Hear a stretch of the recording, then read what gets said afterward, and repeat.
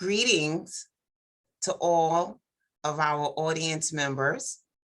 It is with such honor today to have the one and only Dr. Ohiro Oni-Eseleh join me in this conversation about his most recent publication, effective July 8th, 2021, on your book titled When Loving Brings Pain: How to Deal with Hurtful Feelings in Your Relationship. And so, Dr. Oni-Eseleh, not only are you coming here today in your role as an author and practitioner, but you also grace us with many years of experience as a program developer. And so having the fortunate pleasure in calling you my colleague in your position as Assistant Dean for Program Development and Community Engagement at Adelphi University School of Social Work is with much ado pleasure. And I am thankful for you gracing me with the opportunity in interviewing you today and sharing with our audience about this wonderful, wonderful book that you just recently published. And I know just from the first chapter, so much has resonated with me. And it gave me great consideration about my current relationship, as well as my past relationships, and the intersectionality, which I would love to hear from you today about what inspired you to write this book, and how do you see yourself as an academic and psychotherapeutic practitioner when you decided to write this book. And so before we get into this today, into you answering these questions I can't proceed without not giving the audience a teaser as to who Dr. Ohiro Oni-Eseleh is. You're an academic and experienced psychotherapist who has been in the professional practice for almost 3 decades. 3 decades, Dr. Oni-Eseleh. That's absolutely phenomenal. You're also the author of not just this book, When Loving Brings Pain, and How to Deal with Hurtful Relationships, or Hurtful Feelings in Your Relationships, excuse me, but you're the author of multiple books and multiple academic journal articles. Your professional practice focuses on relationships, social adjustment issues, marital problems, career guidance, and mental health issues. You have an extensive experience working with individuals, couples, families, and groups. You are well sought out as a speaker and as a consultant and someone who travels internationally doing this work. And we know this type of work is something that I consider heart work, right? It comes from the heart, but it's also hard work because you have to be able to reach and engage audiences and keep them captivated about multiple topics in which you speak about. And so your approach to this work is believing that each and every one of us have the ability to attain much of the transformative changes that we seek. And time after time again, you illuminate within the spaces that you're in. You bring light to the many people that you encounter throughout the years. So your well-rounded focus in the work that you do includes a tremendous amount of respect and hope for everyone that you encounter. And in your work as a practitioner, scholar, program developer, and listen, let's also be transparent and call it what it is. A parent, as well as a husband, a friend, and colleague to many. And so I am sure that as you consider relationships, you also consider what does pain look like in those relationships as well. So, Dr. Oni-Eseleh, I am going to turn this over to you to share with us what inspired you to write this book. First of all, Professor Pickens, I'd like to thank you for having me as a guest on this really special day. I would say it's an August day, except that this is July. And so it will really sound like it's not very completely appropriate. And very often when I give speeches, especially when I speak to crowds and I see how people are receiving what I'm saying, it often starts with an introduction. And I always go up there, and especially after hearing this introduction, and I wonder whether I should be laughing, smiling, or crying, because it just seems like an introduction about someone else. But this is definitely the most elaborate and the deepest introduction of me that I have ever heard. It probably comes from the fact that we have such tremendous respect for one another as colleagues, as friends, as people who actually travel the world almost in spaces that many other people don't feel themselves traveling in, spaces where we have to consider not just ourselves, but also the people around us, and also the world, and also the privileges that we have being in the positions that we find ourselves. And the way that you introduced me and you as the assistant dean for academic affairs in the same university. But it really often, as you know, and we've heard many conversations, it doesn't really matter to me much what those titles say. But what matters more is what I can do to impact the lives of others, so that I leave this world a better place than the way that I met it. So I approach every interaction with people, with anyone, making sure that I have a responsibility to leave them better than the way I met them. And you've seen that happen in my work. And it's no different from the way that, or from what inspired me to write this book. It's interesting that when you talked about me being a psychotherapist for about 3 decades now, which is just about 30 years, 28 years to be exact. It almost makes me feel really old. Not that I'm not, not that I'm not. It's but wisdom. Thank you. I was just going to say that because the reality is that with age comes wisdom. But does it mean that you cannot be old and foolish? Yes, you can. But can you be old and wise? Yes, you can. But that's really if you carry with you the experiences that have been with you, that you have really interacted with throughout your life's journey. And that, hopefully, I have done. And that is also what I bring to my work as a psychotherapist and as an academic. I write about things that impact people, things that people can relate to, things that people experience. So I'm not just writing for myself, but I'm writing so that others can benefit from the experiences, not just of my personal life, but also of my professional life. So in writing this book, it was important for me to consider what I was seeing in my practice.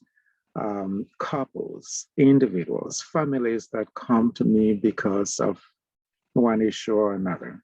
And it really just came to me that it was important to actually look at why these things happen. Why, for example, would a man abandon his family, just turn his back on them? Why, for example, would a woman get so upset that she reacts in ways that would not normally be consistent with her character? Why is it that children will be so upset with their parents over things that others might consider to be inconsequential? It seems to me, and that's the point of this book, that in all of these conflicts that you see in relationships, they can all be anchored onto pillars. They actually come down to anger and pain. We get angry because of things that happen around us and things that are done to us, or things that we think have been done to us, even if the other person may not have felt that he or she did anything wrong. Right. And we feel that pain. And because we feel the pain, we react sometimes with anger, Right. or we go into solitude. But that only lasts for a period of time, and then we come back lashing out again in anger. Right. So that all of these conflicts actually just come down to anger and pain. So the point of writing this book was not just to talk about the fact that anger and pain do exist in relationships, but to make the point that we will sometimes be in pain because we are human. We will also sometimes be angry because we are human. And so, what is the challenge? The challenge then is to be able to take the anger, work through it, take the pain, work through it, and be better people in our relationships with one another. Therefore, you are going to find things in this book that will help you in your social relationships with people who may not be your romantic partners. Because anger is anger, even if it rises from 0 to 100 within 30 seconds. Right, It right, is still anger. exactly. Right. And very often that anger is produced by the pain that we feel. So one of the points that I make in this book is that sometimes the anger speaks for us, but sometimes and very often it is the pain that speaks for us. And the language of pain is not something that you can even just try to pick from one point and place it somewhere else. The language of pain is intense. Yes. The language of pain can really also be even more stressful, can become a stressor for the person who is in pain, but also for everyone else. So it's important for us to speak what we feel so that anger does not overwhelm us. And because the language of anger actually varies from one person to another, we do not all express anger in the same way. But one thing that we also must always try to do is to make sure that we express that anger before it overwhelms us. Because when it overwhelms us and pain becomes the one that speaks for us, or the thing that speaks for us, it becomes very difficult to put all of that, as they say, put the genie back in the bottle. You know, as I'm sitting here and I'm listening to you, and again, I'm just thinking about, you know, some of my past as well as present and existing relationships. And one of the things that I'm constantly reminded of is the fact that love isn't supposed to hurt, right? And sometimes, you know, we say that, but how we understand it and then how that gets translated into our relationship shows its face, you know, very differently. And so one of the things that I know that you talk about in this book is how, you know, anger and pain certainly serve as the antecedent, right, with regards to outstanding events that have transpired, you know, in one's relationship, miscommunication, act of betrayal. And so for you and I, you know, we're grounded, you know, to the extent of we have some sense of our own coping mechanisms and the defense mechanisms that may play itself out, you know, within our relationships. But there are many who lack this type of awareness. And so I don't want to give away too much of your book because folks, we need you to go to Amazon.com and for yourself, you can read the very first chapter for free. And Dr. Oni-Eseleh, I can't stop reading because I need more. Your first chapter reveals so much and is so poignant about relationships and how, discussions need to be had in relationships in terms of how to best communicate with one another and how there's resources that's made available. And so one of the things that I appreciate about your book is you actually provide these resources. There's like, these mini workbooks, that couples, families can use within their household, within your private practices, within community-based organizations, with your clients. And so it's important that we take advantage, right, in the exploration of these tools to better, assist us in developing and working through some of the hurt and pain for which, certainly occurs within our lives. Dr. Oni-Eseleh, we also know that in communities of color, the therapeutic experience, right, seeing a practitioner is often frowned upon. And some of it lends itself to culture, right? Much of it lends itself to stigma, and a great deal of it lends itself to shame. I don't want to see, and I'm going to use air quotes, a shrink. I'm not crazy. There is nothing wrong with me, right? This is how I grew up, and this is what I know, and this is what ought to be. So can you talk to us today about what would you say to people of color who see psychotherapy as just a white thing, as just something Europeans engage in? That is actually, it's an absolutely wonderful question. It's really great, and I'm glad that you asked. Let's think back a little and consider the fact that, well, you know what my practice is. And in my practice, I have clients all over the world. It's an international practice. So that the emotions that we are talking about today are emotions that people experience all over the world because they're human. Black people are not exempt from feeling pain. If anything, Black people have felt more pain than perhaps any other group that you can think of, or just as much as any other group you can think of. But what do we learn? What are we taught as Black people? And you and I know this, even in our private, professional lives. You are supposed to take the oppression, stand up with your head high, and just keep walking as if nothing happened. You are supposed to be strong and not seen as weak. Otherwise, your oppressor takes delight in the victory that he or she has attained over you. At the same time, there is also religion, that as Black people, we are very religious, very spiritual. Therefore, the thing is, if you feel pain, just pray and it will go away.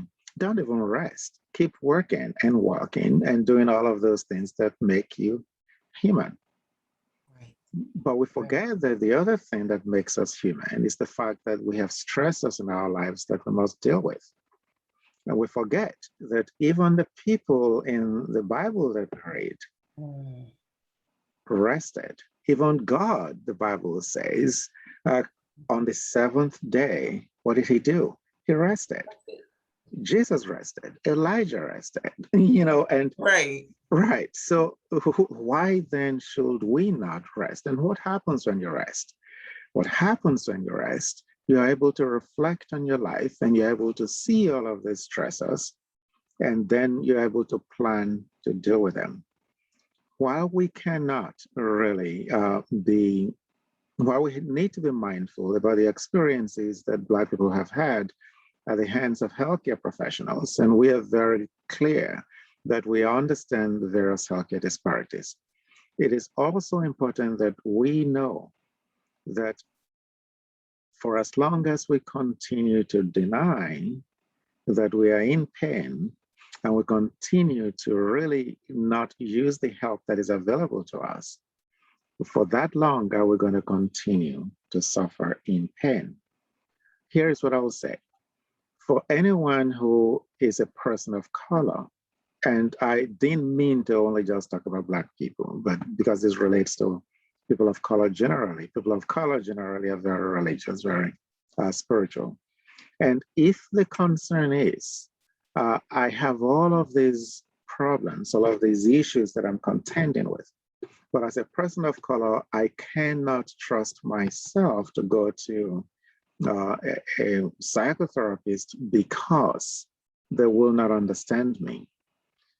The fact is that you may be right. You may be right, but then seek psychotherapists of color that can understand you. You know, the reality is this, that you really do not completely know what a person feels or what a group feels just by reading some stories in newspapers and in books if you haven't worn those shoes. That is why allyship is very important. That is why issues of multicultural counseling, cultural diversity and awareness and humility are also very important. But the point that I'm making is that if you are a person of color, and I'm looking now, you know, if you're a person of color and you believe that there is nobody who can help you because they would not understand where you're coming from, it's not accurate. There aren't many people who look like me in this profession. That is a fact. There are not many people who look like me compared with the number of Caucasians in this profession. But there are people who look like me. And there are people who look like you, who have had the kinds of experiences that you have had, and they will be very glad to help you. The thing to do is not to deny pain. The thing to do is not to deny any of these emotional issues that we contend with as human beings. The thing to do is to seek help because it is very important. There can be nothing better than getting the help that you need and healing yourself of all of these burdens. You don't have to carry them alone. Dr. Oni-Eseleh, you've said a whole mouthful, and I have to echo every last single thing that you just expressed. You know, where we're oftentimes, you know, provoked, you know, in so many ways. And there's so many societal messages, you know, that as people of color, we receive, which some of them you have named. And I know particularly as a woman and certainly as a Black woman, you know, understanding that we have to be strong and we have to be the backbone. We cannot burst at the seams. And there's no space to deposit all of these emotions and feelings and hurt and pain that we endure. And so I support the whole notion of going to therapy, right? And therapy look different for many people, but there is absolutely nothing wrong, nothing to be ashamed of with making contact with a psychotherapist such as yourself, who is not only culturally competent, but also have great knowledge around cultural humility, because we don't know everything, but the willingness as a practitioner, someone as yourself who's looking to learn, who asks questions, similar to what you do in your book. You pose questions to the readers to give deep consideration. It's the same process that you do as a practitioner that I think people sometimes forget. Because one of the things that you prefaced the conversation earlier with was the fact that we're all human.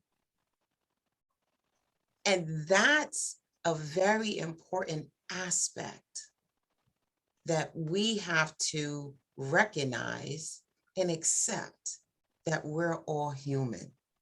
But you know, I can go on and on and on about this topic. Who would benefit from this book, Dr. Oni-Eseleh?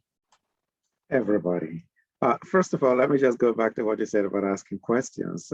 It is also what I do when I teach as a professor. I ask a lot of questions because I like to engage my students in dialogue. And I say to them, challenge what I'm telling you, talk, just talk, let's have a dialogue. And why is that important? Because it is by asking questions and having discussions about those questions and even questioning our own selves that we become better at what we do. As a matter of fact, you and I have a mutual colleague, and I don't, someone that I love very dearly. I don't even know. Well, I can mention his name, Dr. Philip Rosario, Yes. who actually said, as scholars, that's what we're trained to do. Ask questions. Right. Exactly. Really, what we're trained to do. And I actually really buy that 100%. But really, who will benefit from this book? It will be couples, married, unmarried, young people in relationships, people who are considering going into relationships, and just even people who are not in relationships. When I talk, for example, in that book about various ways to deal with anger, and you know that I also put some charts, some diagrams that I developed and put there for various ways to really deal with anger and bring yourself back.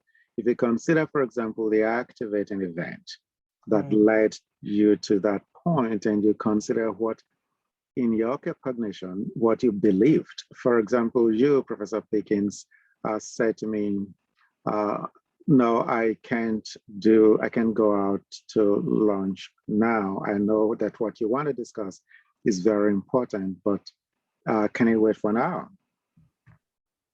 That will be the activating event that makes me believe in my cognition that you are putting me off.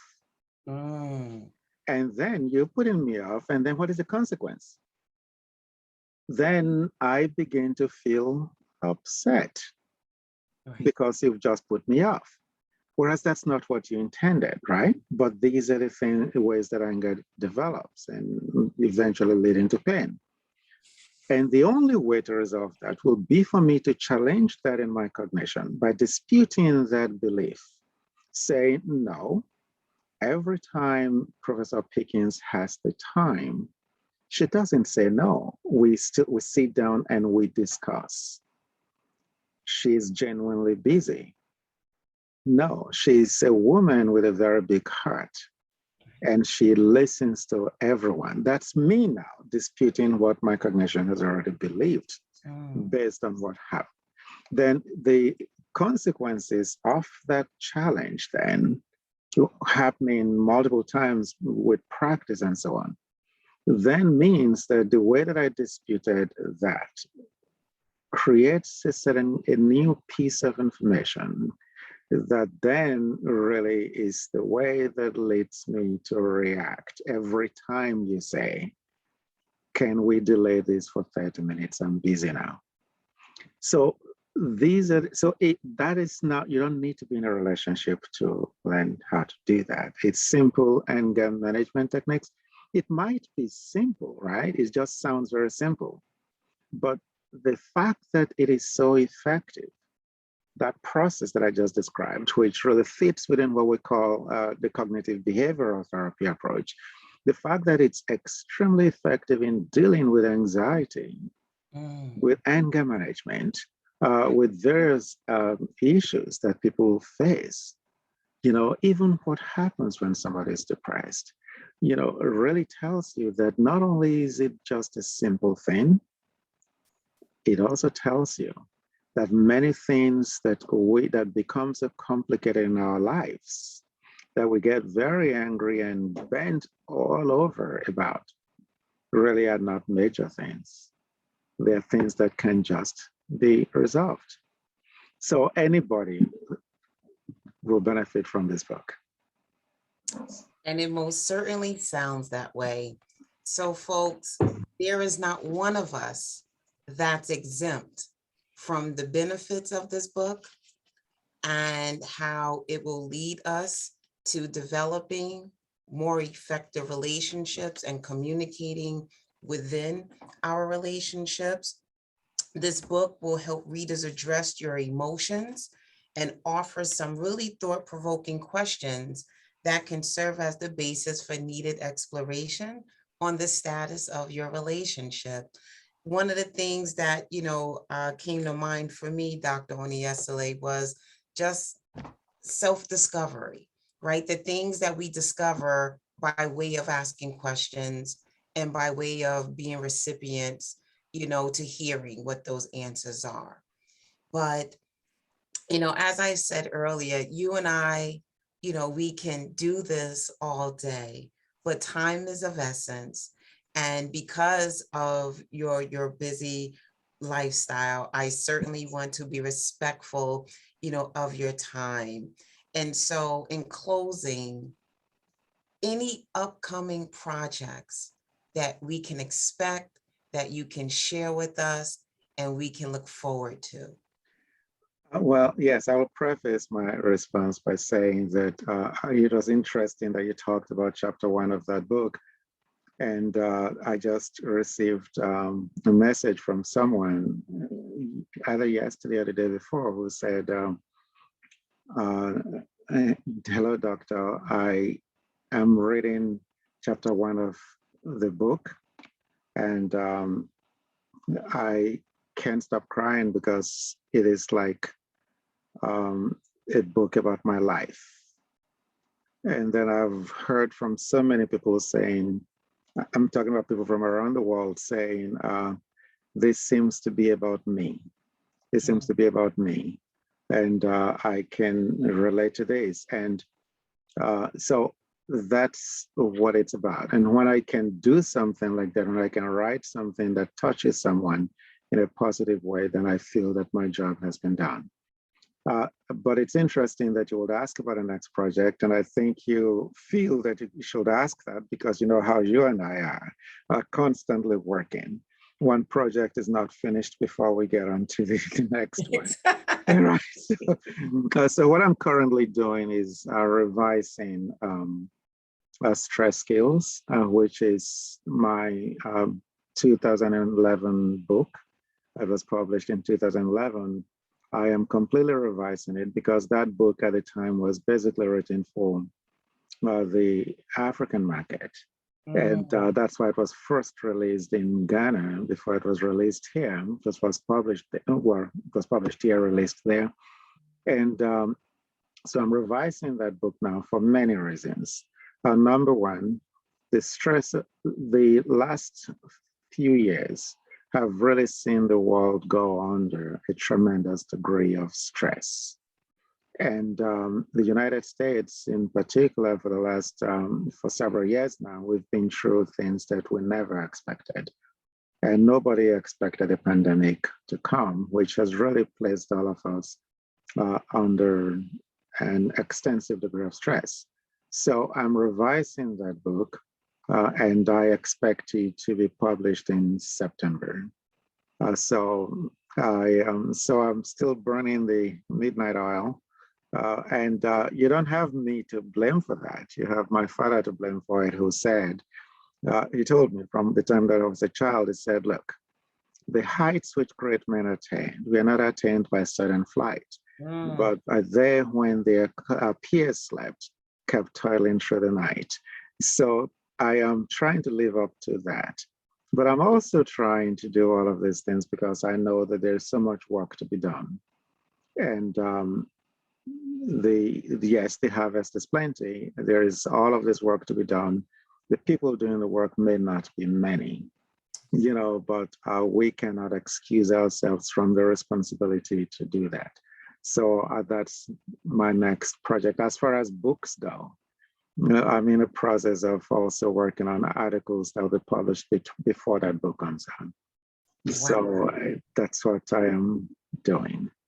Wow. That's impressive. Yeah, but I really, really like to thank you very much for giving me this time. It has been really tremendous.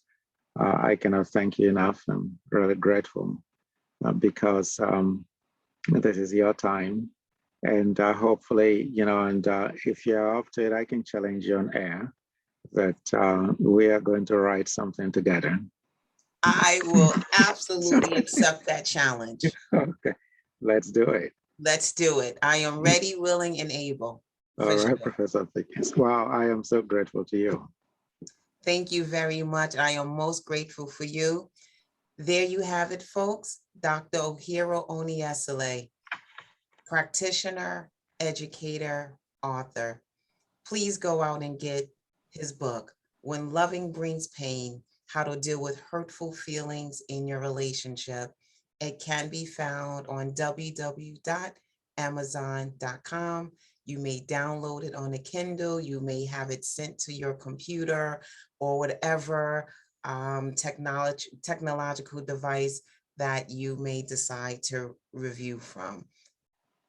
Dr. Oni-Eseleh, thank you. Wishing you all the best. I look forward to working collaboratively with you on the next publication or one in the near future. And so on that note, have a blessed day. Thank you And very much. all the best in your future endeavors. Thank you.